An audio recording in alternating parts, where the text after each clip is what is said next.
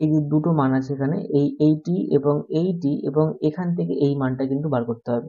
তো তোমরা যেহেতু জানো যে ত্রিভুজের তিনটি কোণের সমষ্টি হচ্ছে 180°, তো সেক্ষেত্রে এটা কিন্তু বার করতে হবে কিভাবে, এই দুটো যোগ করার পরে 180 থেকে কিন্তু মাইনাস করলে তবে কিন্তু এটা বেরোবে। তাহলে এখানে 95, 95 আর 40 যদি তুমি যোগ করো তাহলে কত বেরোবে ওখানে 135, এবং সেটা যদি তুমি 180 থেকে 135°টা বাদ দাও তাহলে বেরোবে হচ্ছে 45°। তাহলে এটা, এই মানটা হলো হচ্ছে 45°।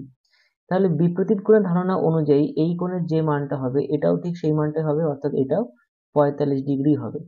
এবং সেক্ষেত্রে এই কোণের মানটা বার করার জন্য এই দুটো একেবারে যোগ করতে হবে, যোগ করে সেই একই রকম 180 থেকে মাইনাস করতে হবে, কারণ এটা এটা এবং এই কোণের যে যোগফল সেটা হচ্ছে 180 হবে। তার মানে তুমি এখানে 45 আর তুমি যদি 75 যোগ করো তাহলে কত হবে 120°। সেখান থেকে যদি তুমি 180 থেকে 120 বাদ দাও তাহলে কত হবে 60°। তাহলে এটা হবে হচ্ছে